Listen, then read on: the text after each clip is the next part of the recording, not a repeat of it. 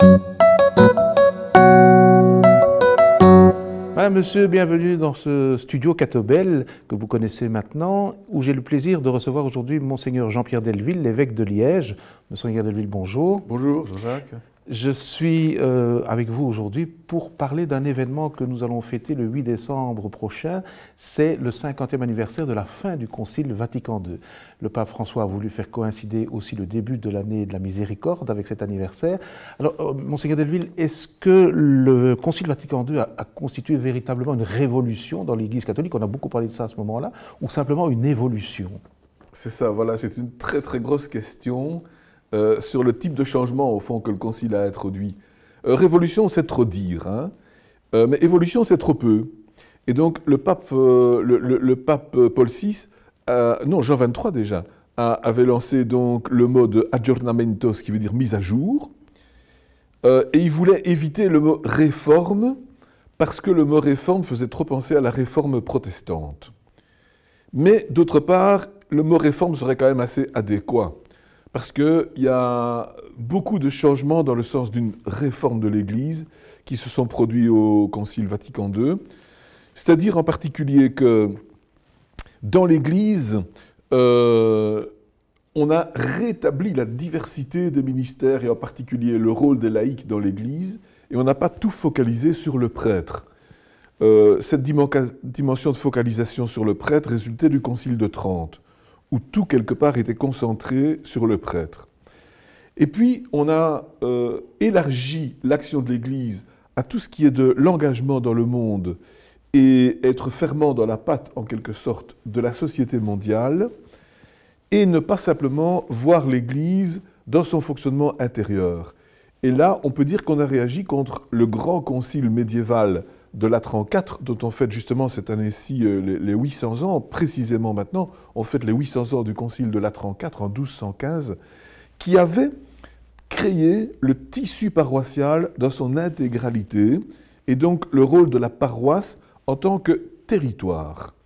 Donc il avait, si vous voulez, articulé l'Église de manière un peu globale sur le territoire, et focalisé l'Église sur son fonctionnement interne, au lieu de valoriser en quelque sorte son apport à la société, lequel était d'ailleurs vu de manière beaucoup plus, on va dire, polémique, hein, lutte contre les hérétiques, etc. Là, le Concile Vatican II réagit contre Latran IV en disant que l'Église n'est pas simplement le territoire à contrôler, mais elle est aussi un organe de dialogue avec la société, avec le monde, avec l'économie, avec la politique, etc. Et enfin, pour ce qui concerne la liturgie, il est sûr que là, on a une réforme qui est allée très en profondeur parce qu'elle a voulu retrouver, je dirais, les racines d'une liturgie antique qui s'était, au cours des âges, assez fort gonflée en toutes sortes voilà, de rites et de pratiques. Et donc, la liturgie a été simplifiée, la participation des laïcs a été valorisée, mais d'une certaine façon, il est clair que c'est le lieu où on a vu le plus, de manière externe, de manière visible, la différence, parce que les traditions liturgiques qui étaient héritées en fait malgré tout d'un processus remontant au IVe siècle, ont été en bonne partie interrompues et complètement renouvelées. Donc au niveau formel, là, la différence a été très très forte. Et c'est même pour ça qu'à un moment donné, on a rectifié le tir avec Jean-Paul II en disant on peut aussi pratiquer une liturgie qui a eu des sources remontant au IVe siècle, et ça ne signifie pas que la réforme liturgique a, en quelque sorte, mis à la poubelle une tradition qui a nourri l'Église pendant 15 siècles et dont il serait un peu dommage, en quelque sorte, d'oublier complètement les éléments. Donc voilà, à ce point de vue-là, la réforme a été très très nette. Alors, vous avez parlé de la réforme liturgique, la place des laïcs dans l'Église. Est-ce qu'il y a d'autres apports importants de ce Concile Vatican II dans la vie de l'Église? Oui, alors les apports, évidemment, sont énormes et il faut se rendre compte qu'ils sont le résultat de, on peut dire, une évolution et même parfois une recherche au niveau théologique, au niveau historique, etc., qui remonte même au XVIIe siècle. Alors je m'explique. Dès la réforme, plus exactement dès la Renaissance, les historiens, les théologiens ont commencé à se pencher sur nos sources de la foi, et en particulier sur tous les pères de l'Église, sur l'histoire de la liturgie, sur les écrivains médiévaux. Donc on a travaillé d'une façon très intense la diversité de nos sources. Et le Concile Vatican II a profité de ce travail en montrant qu'il y a une certaine diversité des expressions de la foi.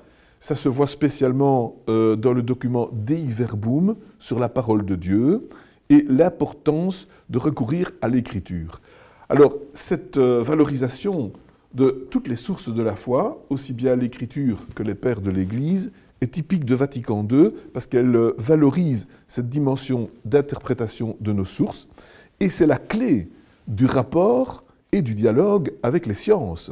Parce que si on est trop figé sur une position, appelons-la dogmatique par rapport à l'expression de la foi, sans valoriser la diversité des sources de la foi, à ce moment-là, on risque d'être en clash par rapport aux sciences. Pour dire un exemple très très simple, si vous considérez que la création a eu lieu en 4400 avant Jésus-Christ, comme le disaient encore les livres jusque 1850, et que vous ne valorisez pas dans la Bible les multiples récits de création qui montrent l'aspect profondément symbolique et significatif de cette création, vous arrivez à un clash par rapport aux découvertes scientifiques qui disent que le monde existe depuis des milliards d'années. Donc, pour le dialogue avec les sciences, il est absolument nécessaire de comprendre les genres littéraires de la Bible, de nos sources de la foi, et de les interpréter d'une manière correcte et en particulier d'une manière spirituelle. Et donc là, le Concile Vatican II donne la clé d'une véritable conflictualité entre les sciences et la foi remontant au minimum au XVIIe siècle. Donc c'est une véritable libération à ce point de vue-là. Alors un deuxième aspect, évidemment, de grande nouveauté, mais aussi de grand apport de Vatican II, c'est le dialogue avec les autres confessions chrétiennes, que ce soit les orthodoxes, les protestants, les anglicans ou les syriaques et les chrétiens des anciennes églises d'Orient. Et d'autre part, le dialogue avec d'autres religions, qui est désormais une chose, je dirais, clairement possible, non pas qu'on renonce à l'aspect définitif que nous croyons être présent dans la foi chrétienne, mais nous savons aussi que l'Esprit Saint peut parler par d'autres cultures, d'autres religions, d'autres confessions chrétiennes, et le dialogue est toujours porteur. Donc, cette dimension de dialogue est très nouvelle, je ne dirais pas complètement nouvelle, heureusement, mais il est valorisé et il est nécessairement appuyé justement sur ce que j'ai dit avant, à savoir la diversité de nos sources de foi.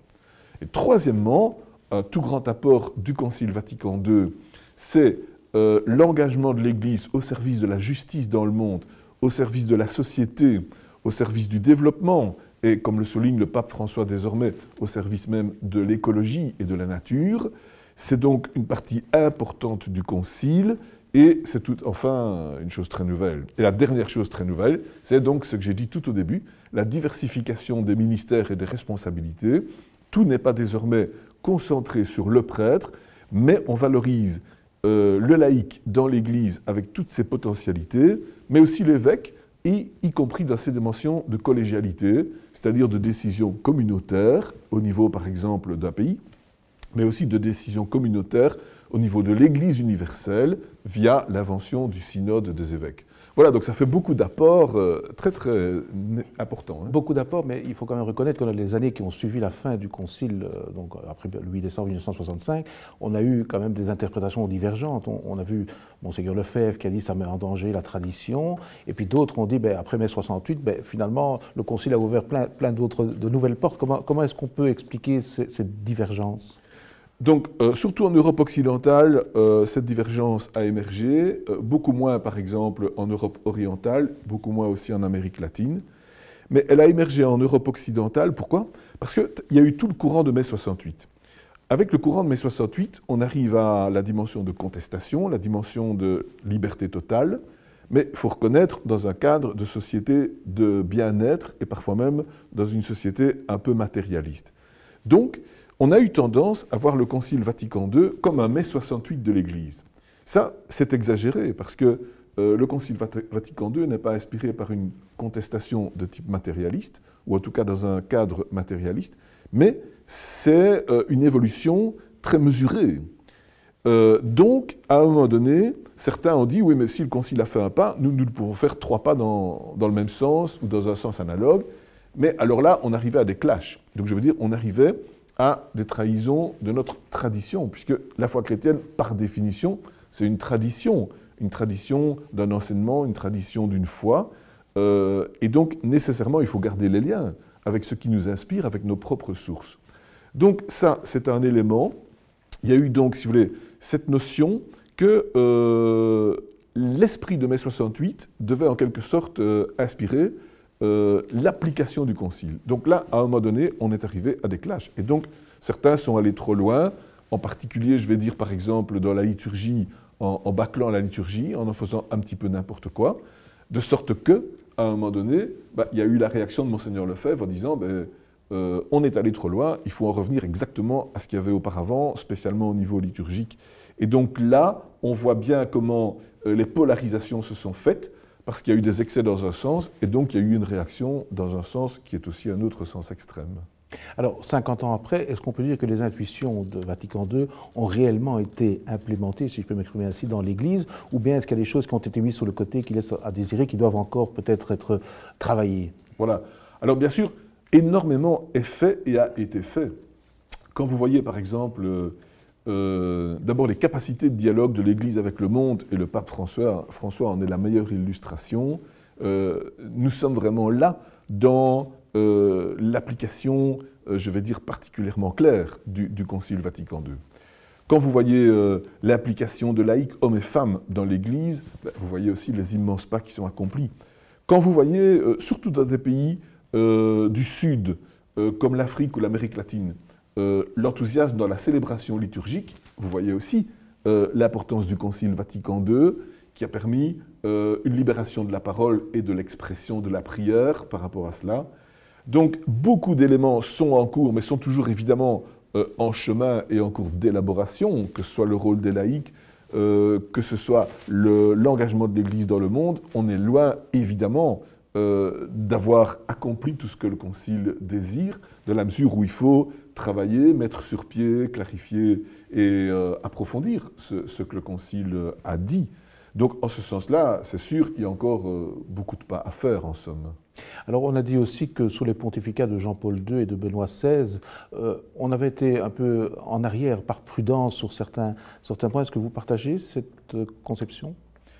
Pas tout à fait. C'est-à-dire qu'en fait, il y a eu des pas en arrière, des pas en avant, si on peut parler de pas en arrière ou pas en avant. Dès Paul VI, dès Paul VI, parce que dès Paul VI, avec l'encyclique Humanae Vitae, donc on a eu l'impression d'une marche en arrière.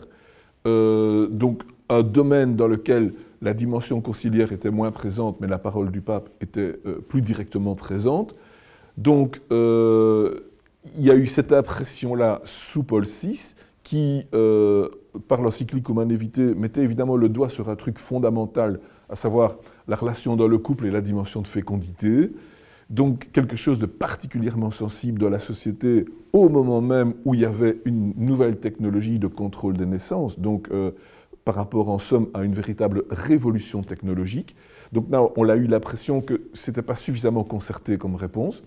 Sous Jean-Paul II, il y a eu une centralisation dans le sens où on a voulu valoriser au niveau en particulier de l'éthique une rigueur d'enseignement. Mais d'autre part, il y a eu une décentralisation dans la mesure où le pape a voulu être présent par ses voyages dans le monde entier et valoriser les églises locales par le fait même, valoriser aussi la diversité des cultures de ces églises par, en quelque sorte, la mise en valeur des spécificités de ces cultures. Puis il y a eu les JMJ, qui sont une véritable, je dirais, un véritable forum des jeunes au niveau mondial. Il y a eu également l'engagement du pape dans le dialogue interreligieux par la fameuse rencontre d'Assise en 1986, qui a accompli un grand pas en avant par rapport au dialogue interreligieux, avec une intuition tout à fait extraordinaire, à savoir, il ne suffit pas de se mettre ensemble pour dialoguer sur nos propres foi respectives, mais il faut prier ensemble pour la paix. Et là, c'est la plateforme qui nous unit. C'est et la prière et l'engagement pour la paix. Donc, on trouve ce qu'il y a de plateforme commune entre les religions au lieu d'accentuer ce qui les oppose ou ce qui les divise. Donc, en ce sens-là, c'est une grande avancée que le pape Jean-Paul II a faite. Et donc, de même pour le pape Benoît XVI, il a valorisé dans l'encyclique Jesus Caritas Est, il a valorisé l'amour à tous les points de vue. Donc, il a valorisé l'amour dans le couple, y compris la dimension de l'éros, donc c'est-à-dire de l'amour qui nous attire de manière sexuelle. Il a valorisé l'amour au niveau de l'amitié, et donc l'importance d'une amitié dans les communautés chrétiennes, et il a valorisé l'amour comme agapé, qui est l'amour gratuit, qui nous engage en particulier au service de l'autre. Donc il a, en ce sens-là aussi, valorisé l'engagement social de l'Église et clarifié la dimension d'amour que nous sommes appelés à vivre. À côté de ça, bien sûr, il a eu cette volonté de recentrer certaines choses, par exemple au niveau de la liturgie. Moi, je crois que c'est dans le cadre d'une saine diversité et d'une saine valorisation du trésor que nous avons au niveau liturgique, au niveau même artistique, et permettant ainsi qu'il ne soit pas en quelque sorte relégué dans les musées, mais soit aussi en quelque sorte exprimé de manière vivante. Voilà, donc je crois que dans les pontificats précédents, on a eu des apports diversifiés par rapport au Concile, mais qui tous ont mis de l'eau au moulin, oui, de cette avancée de l'Église que le Concile propose. Alors, lors du dernier synode sur la famille, on a vu qu'il n'y a plus de sujet tabou, le pape a voulu parler de tout. Est-ce que ça veut dire aussi qu'un jour, on pourrait s'attendre à un concile Vatican III sur des points de vue pastoral ou doctrinal en matière, par exemple, de famille, enfin, sujet qui touche sur la famille? C'est ça. Donc c'est sûr que tout ce qui touche à la famille et à la morale familiale est extrêmement sensible. Pourquoi ? Parce que, en quelque sorte, c'est un lieu où la foi chrétienne s'ancre dans la nature, c'est-à-dire s'ancre dans ce qui est un élément du cosmos. Or, la foi chrétienne a été dissociée de la notion d'origine du cosmos par les recherches scientifiques qui rendaient la notion de création apparemment invalide. Donc, autrement dit, la notion de création, telle qu'elle était vue habituellement, à savoir Dieu comme cause technique de l'origine du monde, est dévalorisée par les sciences qui contestent les récits bibliques sur leur aspect scientifique à ce sujet-là. Donc, il y a une révision du sens de la création au niveau du pourquoi du monde et pas tellement au niveau du comment. En ce sens-là, si la foi ne s'appuie plus de manière automatique sur la création et sur le cosmos, par contre, elle s'appuie de manière, on va dire, très forte sur la notion de nature humaine et sur la notion de nature au sens général, et donc de loi naturelle. Donc, il n'est pas du tout évident dans la doctrine chrétienne de modifier des éléments de ce qu'on perçoit comme étant la loi naturelle, parce que c'est un socle de la foi. De qui tenons-nous la vie? D'où provient la vie? Quel est le sens de la vie? C'est pourquoi, sur ces questions-là, on est évidemment de manière très très sensible en discussion, puisque nous avons d'une part un socle auquel nous tenons fort sur le sens et l'origine de la vie, et d'autre part une pratique qui parfois est complètement divergente par rapport à cette théologie de la nature. Et donc, il est difficile de trouver l'adéquation entre ce qui semble être le socle de la vie et des lois de la nature, par exemple le mariage monogame, considéré comme un élément de loi naturelle, et d'autre part les pratiques. Alors comment est-ce qu'on concilie la notion de mariage monogame considéré comme un impératif de la loi naturelle avec le divorce ou avec un éventuel remariage? Comment est-ce qu'on concilie cela avec l'homosexualité qui semble condamner en somme la relation homme-femme? Donc il y a des divergences si vous voulez, entre les pratiques d'une part et la théologie d'autre part. Et là, il faut vraiment faire un travail d'herméneutique, c'est-à-dire d'interprétation sérieuse du donné, pour permettre de faire une meilleure rencontre entre ce qui est la base de notre théologie et ce qui est le vécu sur le terrain. Et en particulier, comprendre dans le vécu ce qui relève en quelque sorte d'éléments, on va dire scientifiques même, inconnus, ou ce qui relève par contre de véritables trahisons de la loi naturelle ou tout simplement d'expression du péché. Donc c'est très très important d'avoir une parole extrêmement, on va dire, honnête et extrêmement transparente sur les pratiques du monde, dans la mesure où parfois elles sont divergentes par rapport à la loi naturelle, mais en même temps où elles peuvent être vécues en conscience de manière relativement positive. Et c'est pour ça que le pape a voulu que durant le dernier synode, il y ait une expression la plus libre et la plus authentique possible pour justement permettre une meilleure herméneutique de la situation actuelle et pour permettre d'établir mieux les liens entre ce que nous percevons comme la loi de la nature, y compris dans ce qu'elle est exprimée au niveau biblique et au niveau de la tradition chrétienne, et d'autre part, le vécu sur le terrain, compte tenu aussi de la conscience des gens. Et donc là, il faut vraiment un travail qui est presque scientifique, si vous voulez, de confrontation entre, appelons ça, pour faire bref, la théorie et la pratique. Il faut y voir plus clair d'un côté comme de l'autre. Donc ça veut dire que l'Église doit rester en mouvement et en réflexion permanente. Forcément, en effet, voilà. certainement. Monseigneur Delville, merci d'avoir répondu à nos questions, de nous avoir éclairé sur l'apport de Vatican II 50 ans après, puisque je vous rappelle que nous fêtons le 8 décembre 1965, le concile s'achevait, nous fêtons donc le 8 décembre, le 50e anniversaire de la fin de ce concile Vatican II. Merci pour votre fidélité, merci de nous avoir suivis et à très bientôt.